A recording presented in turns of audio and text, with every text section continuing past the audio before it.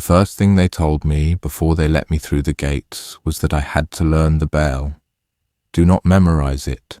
Learn it.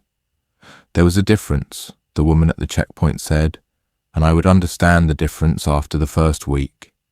She had a rifle across her chest that looked older than she was, and her hands were chapped to the point of bleeding at the knuckles. She wrote my name down in a school composition book with a pencil sharpened by a knife. The lead was uneven. She pressed too hard. I gave her a name. I'm not going to write the name here because part of what I learned in Hallowmere is that names matter, and I am not finished using mine. The town sat in a shallow bowl of farmland between two low ridges, the kind of place that on a paper map looks like nothing, just a thickening of road where two county routes crossed and gave up. There was a feed store with its windows bricked in halfway up. There was a post office that had been converted into a clinic.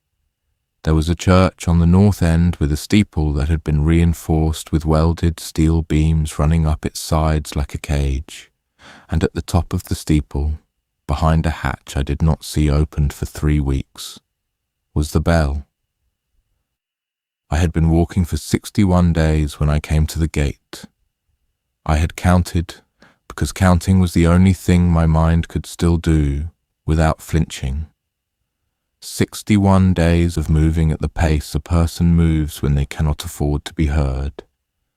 I had 3 rounds of ammunition left, all of them for a pistol I had taken from a glove compartment in a town whose name I never learned. I had a backpack that weighed less every morning.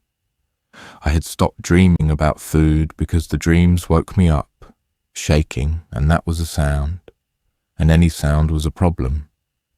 When I saw the smoke from Hallomere's chimneys, I sat down behind a fence post and cried for an hour without making any noise, because the part of me that had been waiting to find people again did not believe the smoke at first. Smoke meant a chimney. A chimney meant a person tending a fire. A person tending a fire in the open air meant a place where being heard was not a death sentence. I walked the last mile on the road, in daylight, like a person. I had not done that since November. The woman at the checkpoint asked me what I had been before. I told her I had been a high school substitute teacher and a part-time bartender, and she nodded like that was a sensible combination, and wrote it down. She asked if I was bitten. I showed her my arms, my legs, and the back of my neck. She asked if I had been bitten recently enough that it would not yet show, and I said I had not been close enough to one of them to be bitten in 19 days, and she nodded again and wrote 19 in the margin. Then she explained the bell. The bell, she said, would ring 4 times a day, 6 in the morning, noon, 6 in the evening, midnight. I was to learn the sound of it the way I had once learned the sound of my own mother's voice calling me in for dinner. Not just to recognize it, but to feel it in my body. When the bell rang, whatever I was doing, I was to stop and listen all the way through. Every stroke, I was not to count them out loud. I was not to comment on them. I was not to look at the steeple while it rang. I was to be still, and I was to listen, and when the ringing was finished, I could go back to whatever I had been doing. That was the rule. I waited for her to keep going. She did not keep going. That's it, I said. That's it. What happens if I don't? She looked at me for a long time before she answered. The fluorescent shop light over the checkpoint shed was running on a car battery, and it made her face look the colour of old paper. Her eyes were not unkind. They were just tired in a way that had passed through tired and come out the other side as something steadier and worse. "You'll find out," she said, "or you won't, and you'll be fine. Most people are fine. The rule is easy, that's the point of having only one. She handed me a folded piece of paper with a number on it, my bed number, in the dormitory above the old hardware store, and waved me through, and the gate, which was a section of chain-link fence on rollers, scraped backward across the asphalt, and I walked into Hallowmere on legs that did not entirely feel like mine. I want to describe the town because I want you to understand that it was real and that it was good. I'm going to tell you what happened, and I do not want you, when I am finished, to think that Hallowmere was a bad place. Hallowmere was the best place I had been in 14 months. It is possible for a place to be the best place you have ever been, and also to be the place that takes something from you that you cannot get back. I did not understand that before. I do now. There were 311 people living in Hallowmere when I arrived. I learned the number from a chalkboard in the dining hall, which had been the elementary school cafeteria before the collapse, and which now served 2 meals a day, breakfast at 7 and dinner at 5, on long folding tables under a ceiling that had a water stain shaped like a hand. The chalkboard tracked population, water reserves in gallons, diesel reserves in gallons, ammunition by caliber, and the rotation of who was on the wall that night. The wall was a continuous earthen berm reinforced with sandbags and salvaged sheet metal that ran the full perimeter of the town, 11 feet high on the inside, with firing positions every 40 feet. The wall had taken 8 months to build. It had been built by everyone, in shifts after the first winter, when the town had still been a town in the old sense and was figuring out that it was no longer going to be one. The infected, and we did call them that, though nobody in Hallowmere used the word with much heat, the way people in old wars eventually stopped putting feeling into the names of their enemies came in 2 varieties. There were the slow ones, which the older residents called standers, who would walk a road at a steady 3 miles an hour for days without stopping until they hit a wall or fell into a ditch, and who could be killed by anything that broke the skull. And there were the fast ones, the runners, who appeared in smaller numbers and only at certain times of day, mostly at the seams of dawn and dusk, and who were what the wall had really been built for. A stander could be picked off from a firing position with a single rifle round. A runner had to be seen coming and engaged at a distance, and even then, the people who had survived a runner's approach were the people who had not panicked when the runner did not slow down. Hallowmere had not lost anyone to a runner in 7 months. They were proud of that. They did not say it out loud, because saying it out loud was the kind of thing that the older residents had learned not to do. But you could see the pride in the way the wall guards stood, and in the way the chalkboard was kept current, in clean handwriting by a woman named Edda, who had been a bookkeeper before the collapse, and who I came to understand was something like the mayor, without anyone having to call her that. I was assigned to the garden detail for my first 2 weeks, which was what they did with everyone who arrived underfed. Because gardening did not require carrying anything heavy, and because it kept you in a fenced area inside the wall, where it did not matter if you needed to sit down. I weeded the long rows of potatoes and the shorter rows of beets, and I learned the names of the people who worked beside me. There was a man named Cordell who had been a long-haul trucker and who taught me how to tell a beet that had bolted from a beet that was still good. There was a girl named Myra, maybe 16, who had come into Hallowmere with her grandmother and now lived in the dormitory 2 beds down from mine. There was a quiet older man named Pell who did not speak much and who had, I was told by Cordell in a low voice on my 3rd afternoon, lost his wife and both of his daughters in the first month of the collapse, and had walked from somewhere near Cincinnati without a coat. The first time I heard the bell ring, it was the noon bell on my 2nd day.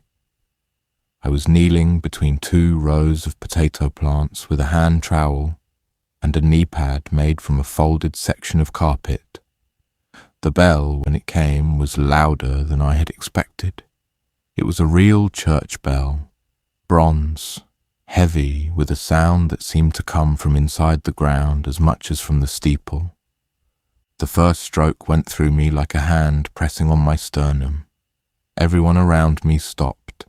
Cordell, 6 rows over, set down the basket of beets he was carrying and lowered himself to one knee, not in a religious way, just in the way of a man whose back hurt, and who needed the rest.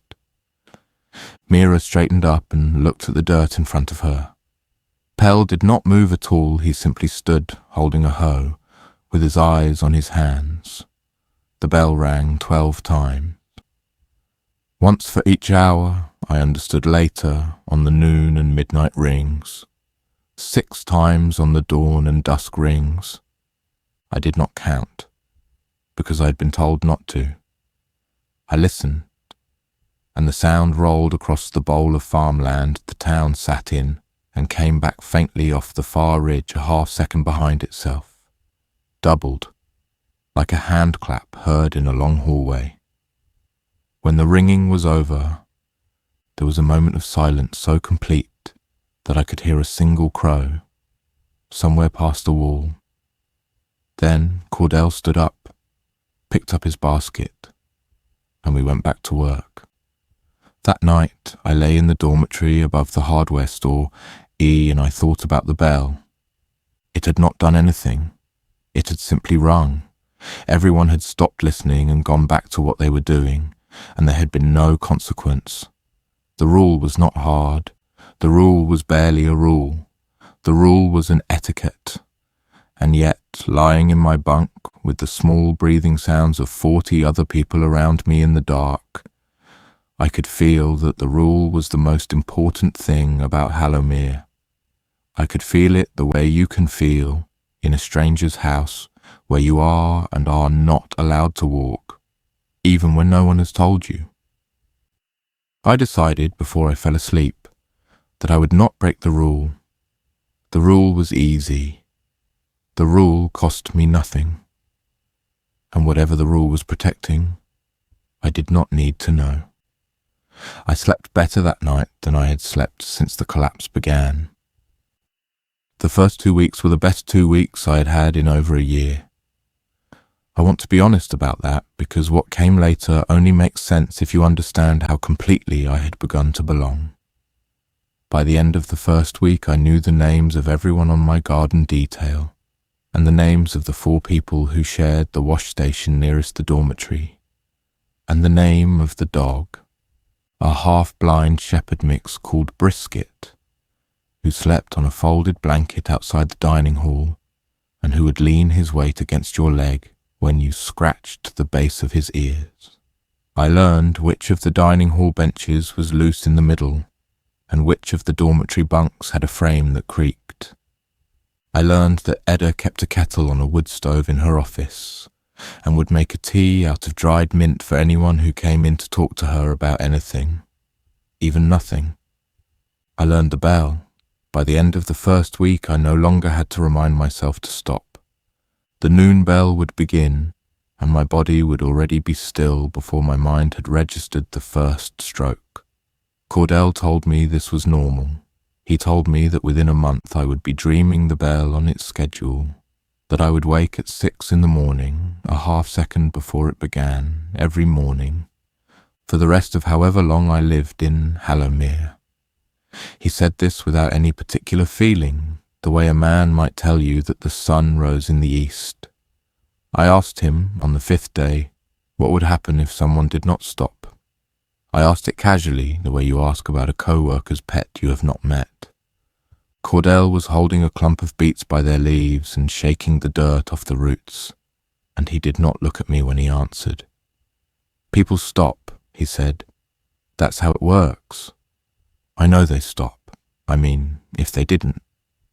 He shook the beets again. Some of the dirt landed on my boots. They do, though. That's why nobody knows what happens. Because they stop. I waited. He did not say anything else. After a moment, he put the beets in the basket and walked toward the wash trough at the end of the row. and I understood that the conversation had ended not because he was angry with me, but because there was nothing further he was going to say. I did not ask anyone else for a while. The question felt, in the days after I asked it, like something I should not have asked aloud, not because it was forbidden, but because it had been impolite. It would be impolite to ask a host whether the door at the end of their hallway was always kept closed. The door was closed.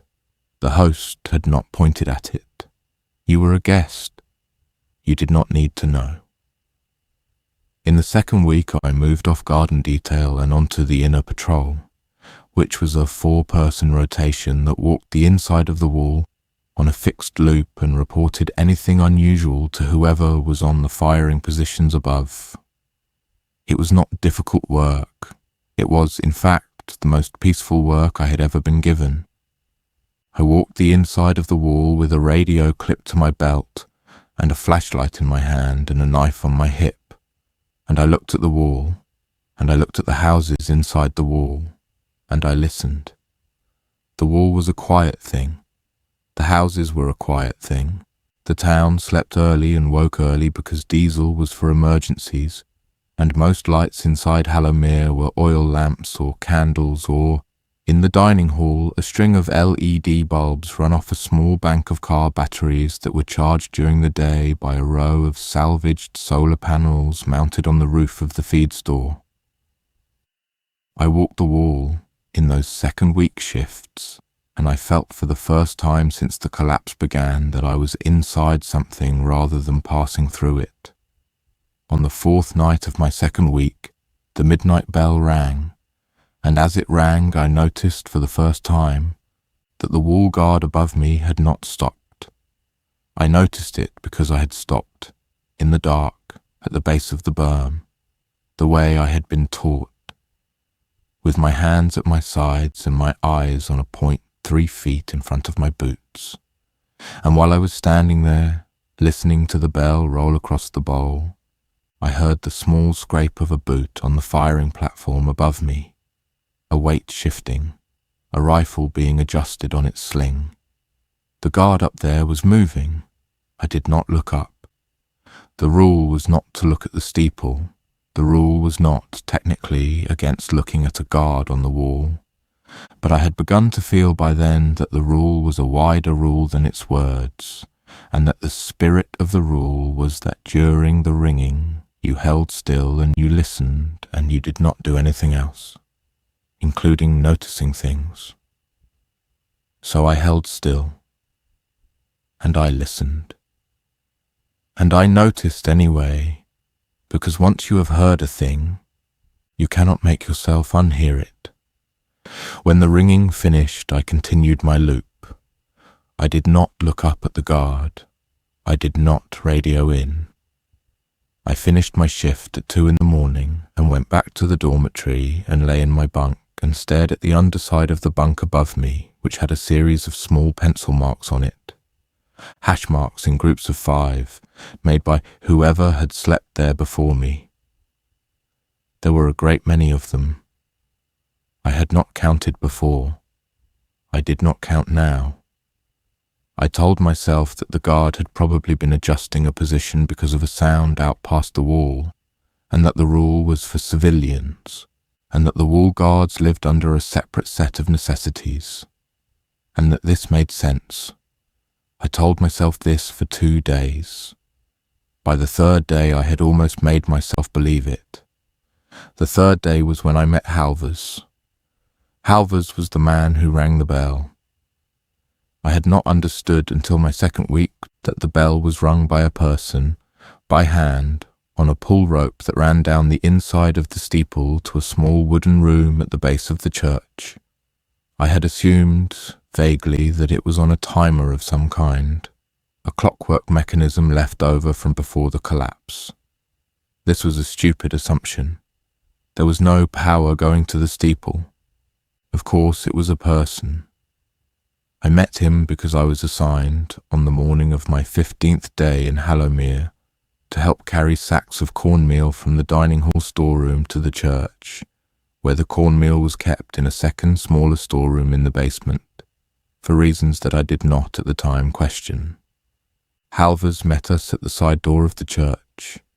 He was a man in his 60s, broad through the shoulders, white-bearded, with a soft voice and the kind of slow, deliberate movement that you sometimes see in people who have spent a long time around heavy things and have learned that hurrying around heavy things is how a person gets hurt. He showed us where to stack the sacks.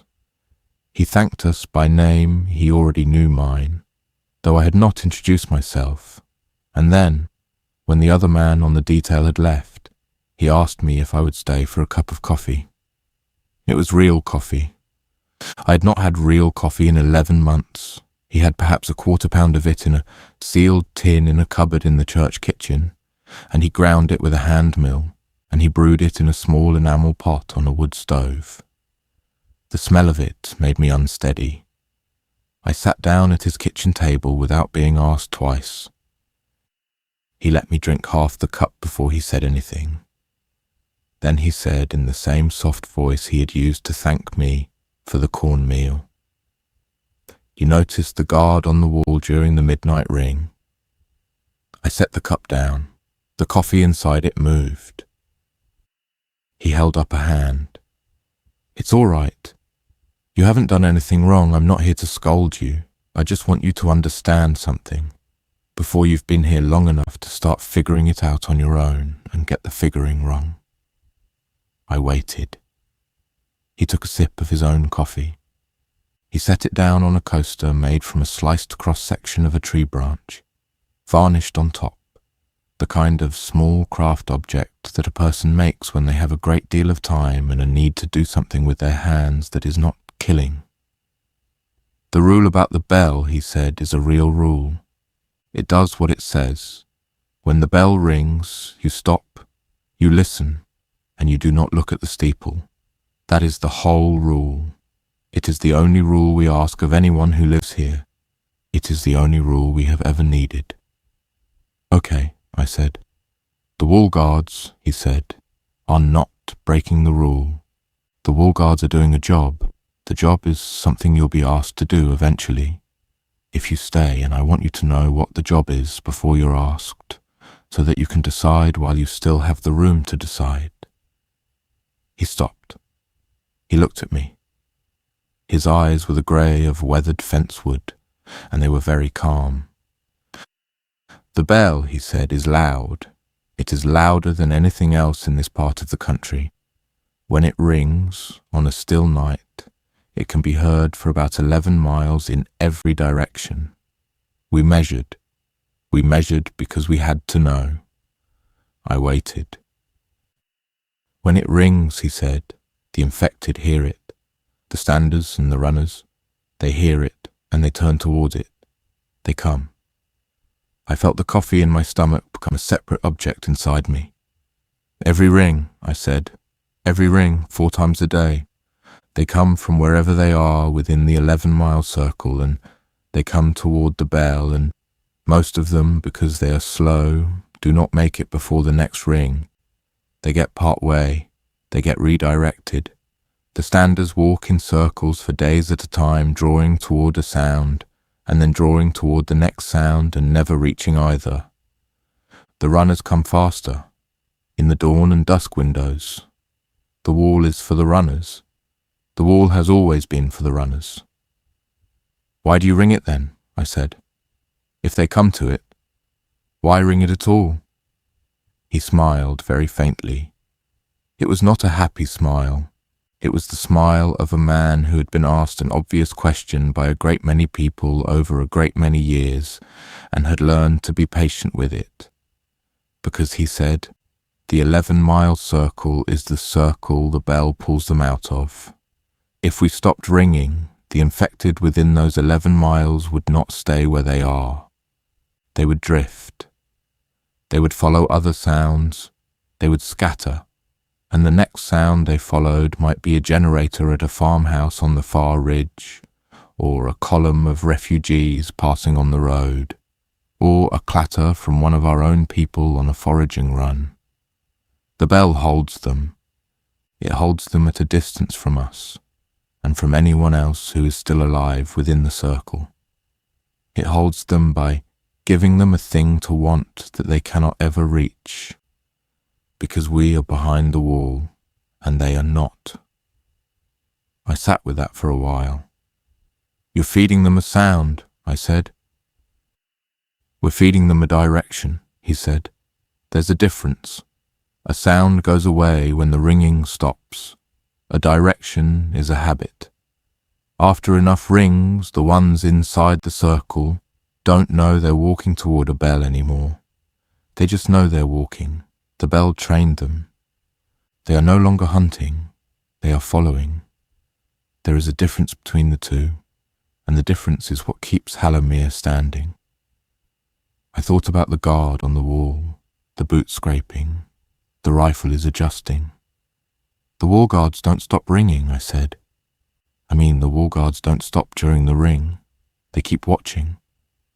They keep watching, he agreed, because the ring is when the runners come. The standards we can ignore mostly. The runners come for the bell in the dawn and dusk windows, and the wall guards put them down at a distance. Most rings, on most nights. That means 0 shots fired. Some nights it means 1 or 2.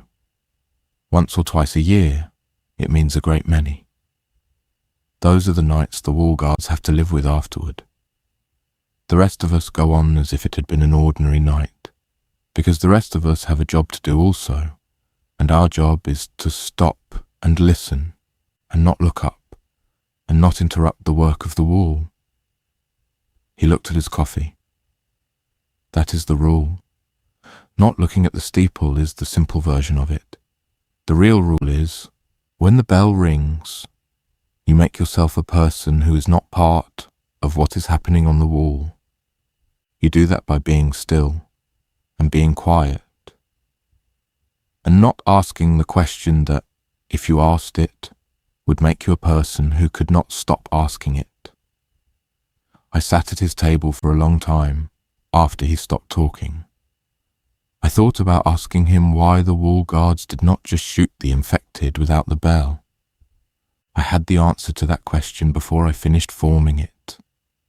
There were 311 of us. The infected in the 11-mile circle alone must have been thousands. You could not shoot thousands. You could not even afford the ammunition to try. The bell did not kill. The bell organized. The bell made the country around Halomere into a country where the infected were always slightly busy, always slightly going somewhere, and never deciding for themselves where to be. The bell was, in a real sense, the only working machine in our part of the world.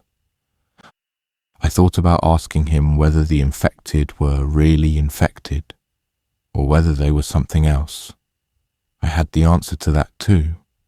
I had seen them. I had been near them. I had killed one with a tire iron on day 23 of my walk. They were what they were.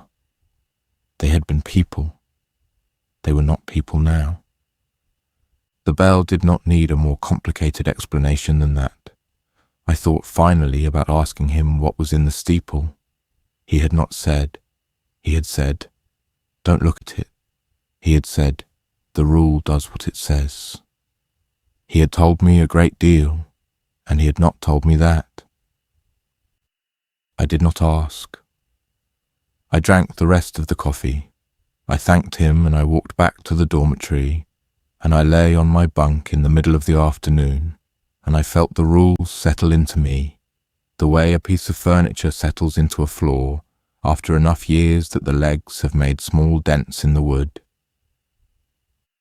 I was going to stay. I was going to ring my own version of the bell, by being still 4 times a day for the rest of however long I could. That was my decision on day 15. It held for 38 more days. I want to describe those 38 days because they were good days, and I do not want them to disappear under what came after.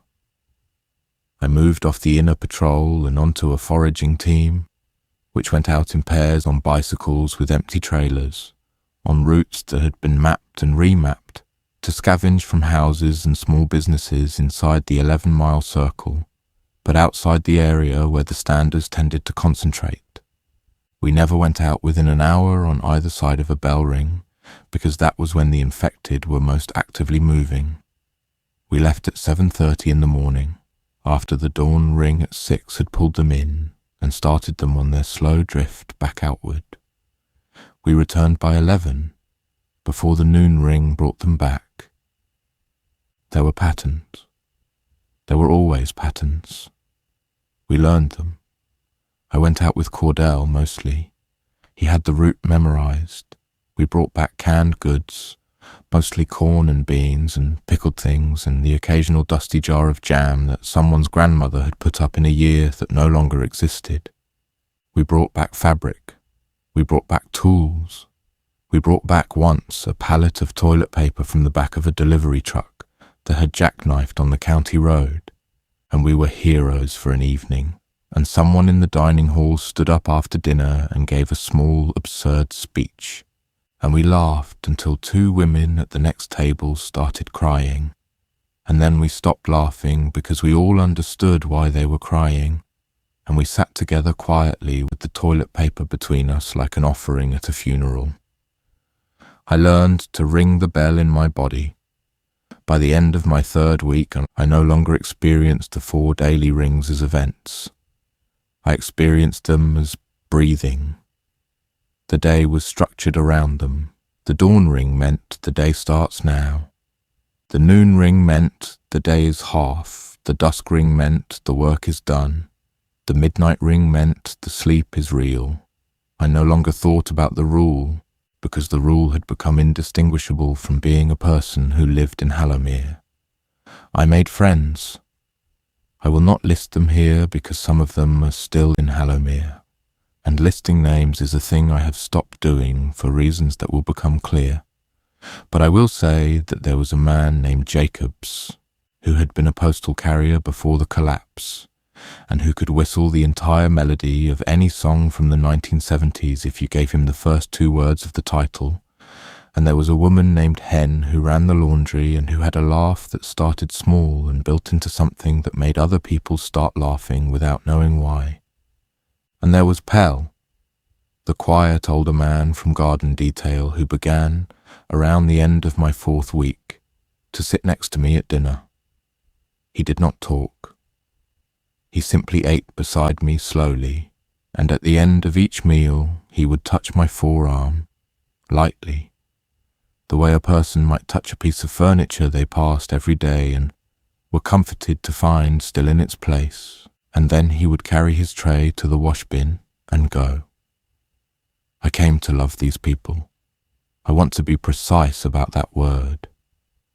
I had loved people before the collapse. I had loved my mother, whom I could not reach by phone for the last 3 weeks she was alive, and who I do not know where is buried.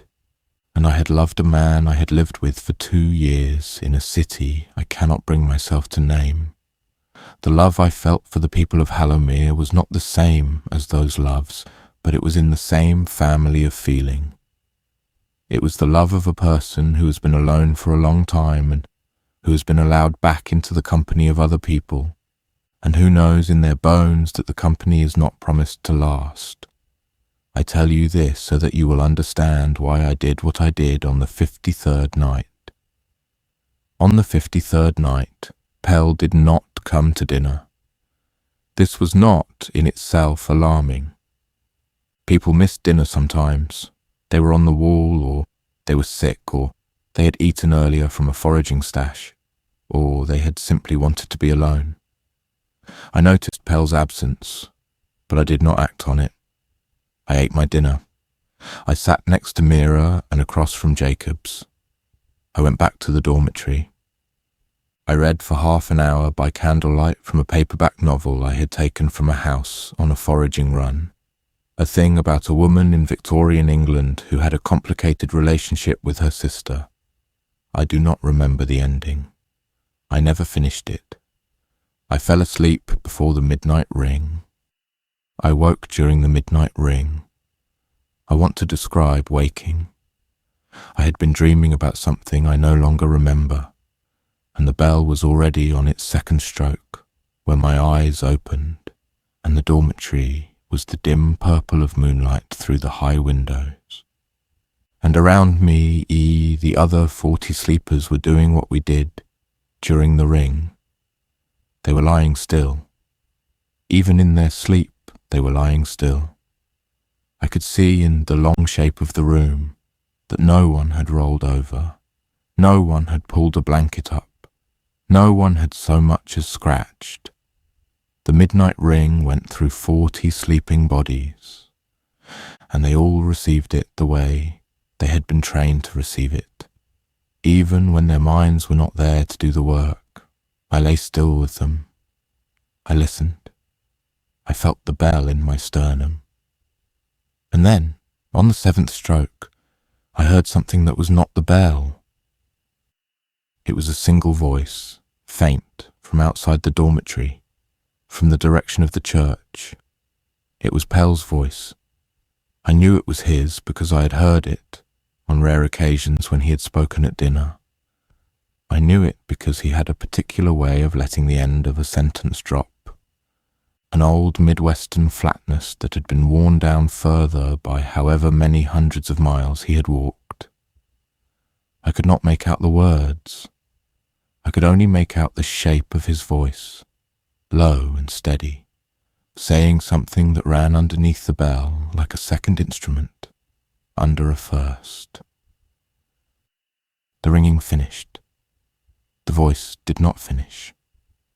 In the new silence I heard Pell still speaking, somewhere outside in the dark on what must have been the steps of the church or the path beside it. He was talking to someone.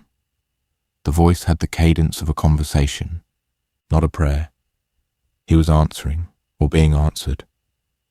There were pauses. No one in the dormitory moved. I lay there, in my bunk, and I listened to Pell's voice, and I understood, slowly, in the way that a person understands a thing they have already half known for weeks, that Pell had broken the rule. He had been outside during the ring. He had not been still. He had been talking. And the rule had not killed him. He was still talking, in the dark, somewhere out there, in the same flat, soft voice, but it had drawn something to him, something that was now talking back. The voice on the other side of the conversation, when I finally heard it, was not a voice. It was the shape of a voice. It had the rhythm of speech without any of the texture. It was the way a voice sounds through a wall, when you cannot hear the words but can hear the music of the sentence. Except this voice did not have words behind it at all. I understood that without being able to explain how. It was making the music of speech, and there was nothing underneath the music. It was a thing imitating the rhythm of a thing it had been around for a long time. Pell was answering it. I lay in my bunk for a long time. The voices on the path went on for what must have been 10 or 15 minutes. Eventually, Pell stopped talking. The other shape stopped a moment later. I heard footsteps, one set receding around the side of the church and toward the wall, and then a small metallic sound, like a hatch being closed, and then silence. I did not sleep again that night. In the morning, at the dawn ring, Pell was in the dining hall for breakfast. He sat next to me, as he had begun to. He did not touch my arm. He ate his oatmeal slowly and looked at the table. I looked at him several times and he did not look back. He finished his oatmeal. He stood up. He carried his tray to the wash bin. He left. I watched him walk out of the dining hall, and I noticed, for the first time, that there was something different about the way he carried his head. Not pronounced. Not the kind of thing anyone else would have caught. The angle of his neck was a 1/4 inch off from what I remembered. He held his head like someone who had recently learned the position from watching someone else hold theirs, and who was getting it almost right. I did not say anything to anyone. I went out on the foraging run that morning with Cordell. I do not remember what we collected. I remember peddling, and I remember Cordell talking about a recipe his mother used to make involving canned peaches and a kind of cookie that had not existed in any kitchen for over a year. And I remember nodding in the right places, and I remember that the inside of my head was the sound of Pell's voice on the path the night before, repeating the same shape over and over, and I could not hear what he was saying because I had not been able to hear it then either. That afternoon I went to see Halvers. He was in the church kitchen, as he had been the first time. He had been expecting me. I understood this when I came in and saw that there were 2 cups on the table and that the coffee was already poured. I sat down. I did not touch the coffee. "Pell," I said. He nodded slowly. He waited. He was outside last night during the midnight ring. He was talking to something. It was talking back. Halvers looked at his coffee for a long time. "Yes," he said finally. "You know." "I know." The wall guard in the north position saw him come out. She watched the whole conversation. She did not interrupt it because interrupting it would have been worse than letting it finish. Worse, ho? Worse for Pell. Worse for us, worse for the rule. I made myself ask the question I had been afraid to ask since my second week. "What's in the steeple, Halvers?" He looked up at me. The grey of his eyes was the grey of weathered fencewood, still, but the calm in them had moved a half-inch back, into a place where I could not quite reach it. "I don't know," he said. "You don't know." "I don't know, and I have not gone up to look, and I am not going to." The first ringer of Hallowmere, when the bell was first hung in 1887, was a man named Eustace Halvers, who was my great-great-grandfather. The second ringer was his son. There have been 7 ringers since. Each one of them passed the job to the next one, along with a small set of instructions, which I will now give to you, because you are the next person I have decided to give them to, and because, after last night, the timing is no longer optional. I sat very still. "The instructions," he said, "are these. You ring the bell on the schedule. You ring it by hand with the pull rope from the small room at the base of the steeple. You do not, while you are ringing, go up the steps into the steeple itself. You do not open the hatch at the top. You do not look at the bell while it is moving. You ring it for as long as you are physically able to ring it, which for most of the ringers in my family has been somewhere between 30 and 40 years. When you can no longer ring it, you choose the next ringer, and you tell them what I am telling you, and you give them the rope." "That's it," I said. My voice did not sound like mine. "That's it. That is the whole of what I was told. There is no folklore, there is no story, there is no name for what is up there, and I think that is by design." My great-grandfather, who was the third ringer, wrote a single sentence in the family Bible on the night he gave the job to my grandfather, and the sentence was, "The bell does what it does because we do not ask it to do anything else." That is the only piece of received wisdom I have to give you. I have lived by it for 31 years. The town has lived by it for 138. "Why me?" I said. He smiled. It was the same faint smile he had given me the first time. "Because you noticed the guard on the wall during a ring, and you did not say anything, and you did not stop noticing. The people who can do this job are the people who can see a thing and decide, on their own, not to make it a problem.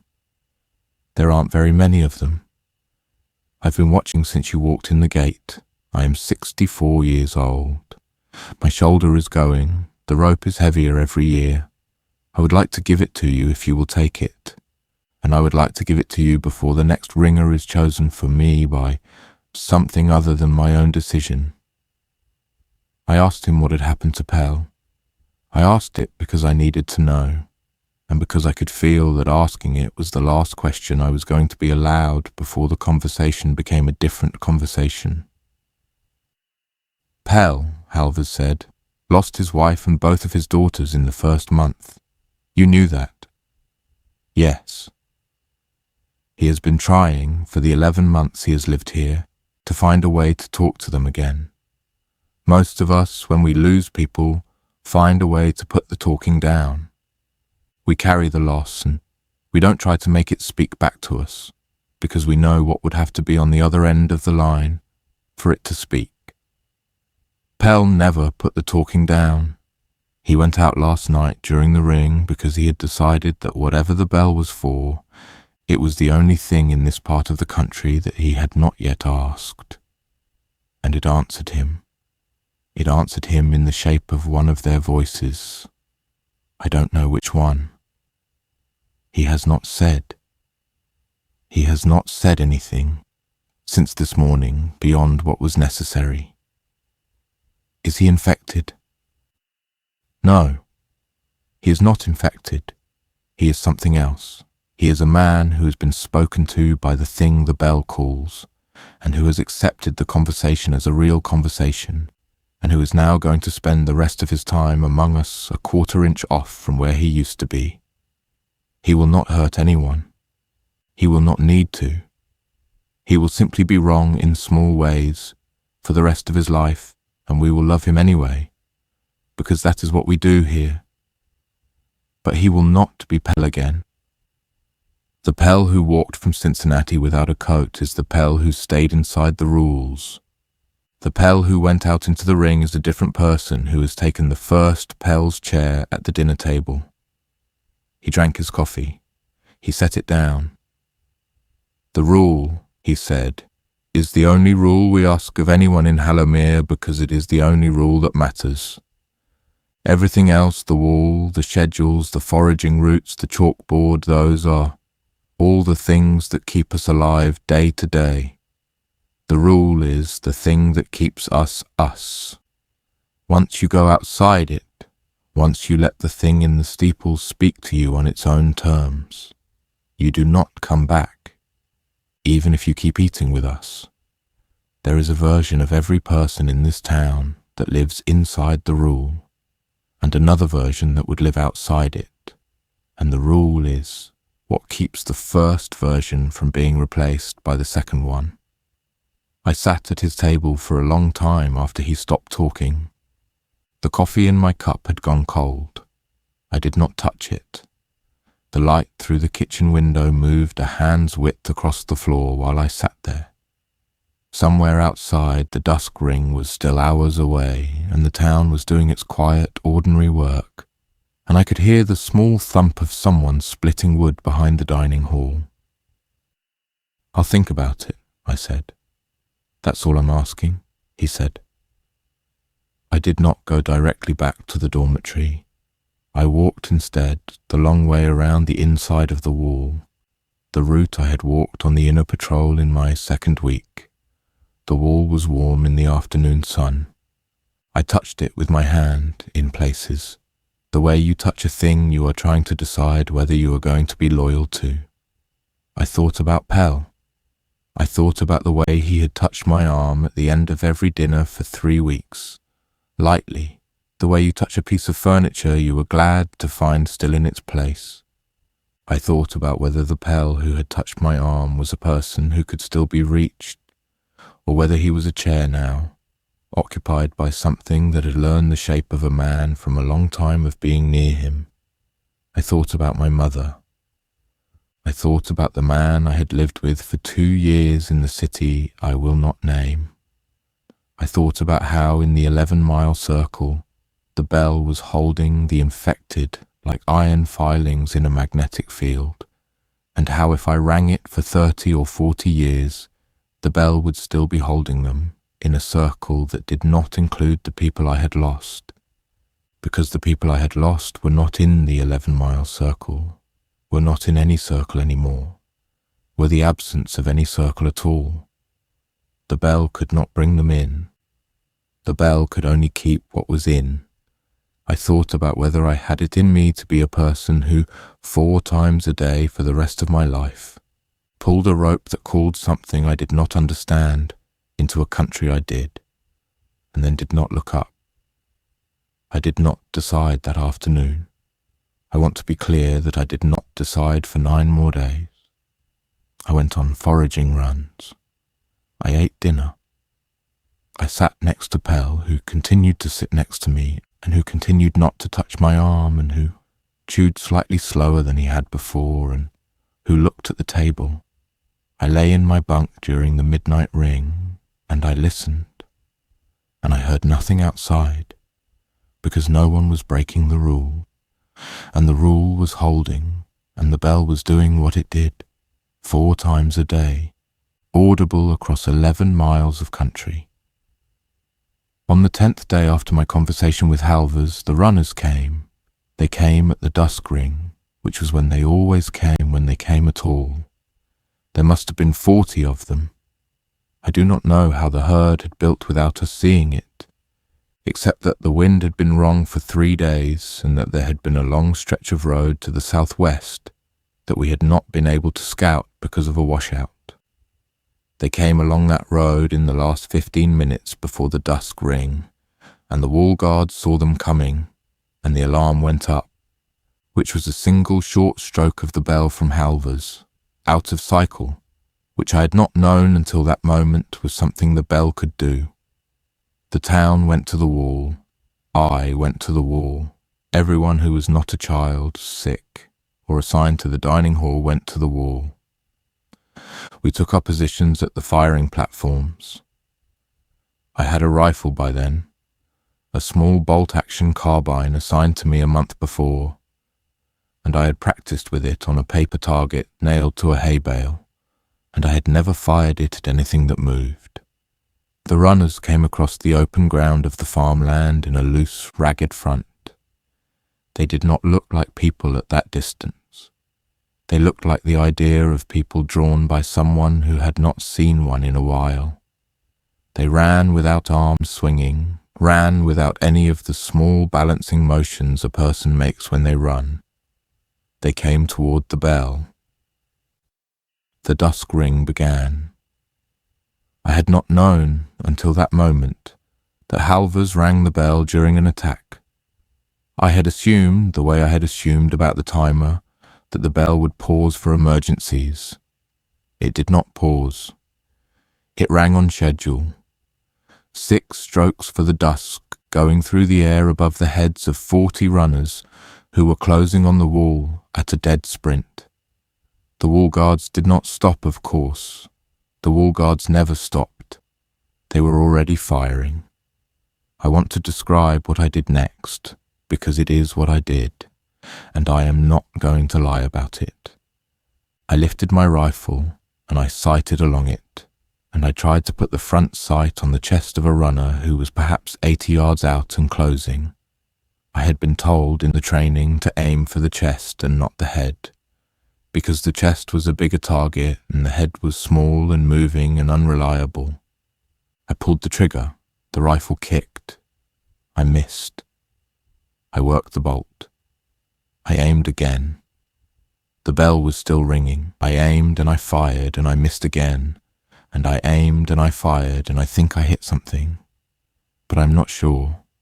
And through all of it, the bell rang above us. And I noticed, somewhere in the middle of the 4th or 5th shot, that I was not stopping. That I was firing through the ring. That the rule which I had held inside me for 53 days as a thing I would never break, had become a thing I had not even noticed I was breaking. Because the wall was breaking it too. Because the wall always broke it. Because the rule was for the people who were not on the wall. I was on the wall now. I had not understood until that moment that the rule had 2 halves. The first half was the half Halvers had told me about, which was the half for everyone. The second half was a half he had not told me about, which was the half for the people who, in the moment of an attack, were required to be the noise that the bell was covering. The wall guards, when they fired into the sound of the bell, and the bell took the sound of their firing and folded it into itself, so that whatever was in the steeple, whatever heard the bell and pulled the infected towards it, did not hear the wall as a separate thing. The wall was inside the bell. The wall was part of the bell's noise. We were the bell while we fired. The runners did not make it to the wall. The last of them went down at perhaps 15 yards from the berm. The wall guards, who had been doing this for years, fired in a steady rhythm that I matched without knowing I was matching it, and the bell rang above us. And when the 6th stroke finished, there was a silence so complete that I could hear my own breathing, which was fast and uneven, and I could hear someone 2 positions to my left vomiting quietly off the inside of the berm. I lowered my rifle. I looked down at my hands, which were shaking, and I looked up, without meaning to, at the steeple. I do not know what I saw. I want to be honest about this. I have tried to remember in the months since, and I cannot.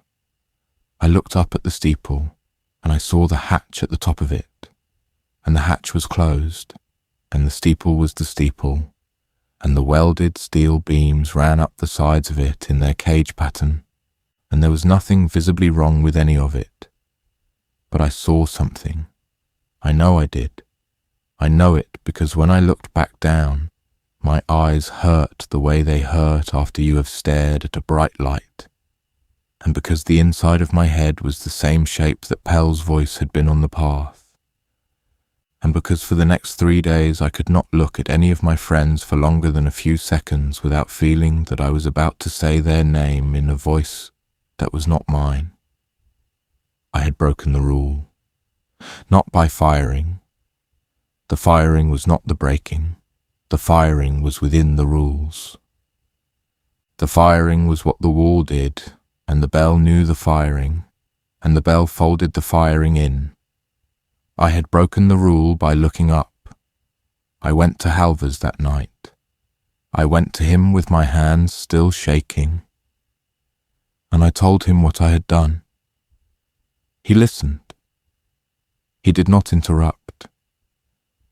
When I was finished, he poured me a cup of something that was not coffee, something stronger, that he kept in a bottle in the back of the kitchen cupboard for what he called the worst evenings. How bad? I said. Not as bad as you think, he said. You looked, but you looked at the outside. You did not open the hatch. You did not climb the stairs. You will dream poorly for a while. You will hear, in those dreams, a voice that sounds almost like one you know, and that voice will ask you to come up and see what you missed. You will not go, because you are the kind of person who can decide not to. How do you know? Because you came to me just now instead of going up there. The people who go up there don't come tell anyone first. They just go. He drank from his own cup. He set it down. Most people in Hallowmere, he said, never look up. They follow the rule and the rule covers them. A small number of people in any generation look up. They look up by accident or by mistake, or because the wall makes them the way the wall made you tonight. Of those people, most do not look further. They feel what you are feeling now, and they decide it is enough. And they go back to the rule, and they live ordinary lives inside it. A very small number look further. They open the hatch. They climb the stairs. Those are the ones who become Pell, more or less. Except that Pell did it from outside the church, in a quieter way that took longer. And the ringer, I said. He nodded. The ringer is the one person in town who looks up by occupation. The ringer is the one person who knows that the rule has 2 halves, and who chooses to do the second half on behalf of everyone who only has to do the first one. The ringer is no less safe than the wall guard. The ringer is different. The ringer has a long career. My great-great-grandfather rang the bell for 44 years and died in his bed of an ordinary cold. The job, done right, does not kill you. It only requires that you accept that you have looked, and that you will keep looking, and that you will not pretend you have not. I sat with him for a long time. I thought about Pell, who would sit next to me at dinner for as long as I lived in Hallowmere, and who would not touch my arm again. I thought about the runners I had shot at, 2 of which I had probably killed, and how I had not been able to tell in the moment whether the bell was inside me or I was inside the bell. I thought about the 11-mile circle, and how somewhere out in it, right now, in the dark, there were thousands of slow figures walking in long, slow arcs towards a sound they could no longer remember the reason for, and how that walking was the only reason any of us were alive. I thought about whether I had it in me to be a person who held that walking in place for 30 or 40 years. I told Halvers that night that I would take the rope. I have been the ringer for 2 years and 1 month. I want to describe how it works, day to day, because I think the day to day is the part that is hardest to imagine from the outside, and because if anyone is ever in a position to take this rope from me, I want them to know what they would be taking. I live in the small house behind the church, which has always been the ringer's house. Halvers still lives in it with me, in a back bedroom. He is 70 now, and his shoulder is fully gone, and he does not pull the rope anymore. But he sits in the kitchen in the mornings and drinks his ration of coffee, which we now ration more carefully than we did, and he tells me small things about the rope and the bell and the rhythm of the strokes that I would not otherwise have learned. I am grateful to him. I am grateful in a way that I would not have known how to be before the collapse. I pull the rope 4 times a day. The dawn ring takes a count of 6. The noon ring, 12. The dusk ring, 6 again. The midnight ring, 12. I do not count out loud. I have learned to count without thinking, the way a person who walks a long flight of stairs every day knows when they are at the top without looking. The rope is heavy. The bell is heavier. After the first month, my forearms became something different from what they had been. After the first 6 months, as my back did too. Halvers told me when I asked that this would happen, and that I would think of it less and less as time went on. And he was right. I do not look up. I have not looked up since the night of the runners. I want to be precise about that. I have not looked at the hatch. I have not climbed the stairs into the steeple. I have not opened the small wooden door at the back of the bell room that, Halvers told me on my first night as ringer, leads to those stairs. I am aware of the door. I am aware of the do. Or the way a person is aware of an exit at the back of a theatre, they have no intention of leaving. The door is closed. The door has been closed since 1887. I am not going to be the one who opens it. The voice, in my dreams, has stopped asking. It asked for about 4 months, and then it stopped, and now I dream ordinary dreams again. Halvers says the voice always stops eventually for the ringers who do not climb. He says he stopped dreaming about his voice in 1996. He does not say whose voice it was. The town is the same. There are 327 of us now. We have lost 6 people in 2 years and taken in 22. The wall has held. The dining hall serves 2 meals a day. The chalkboard is current. Edda is still something like the mayor without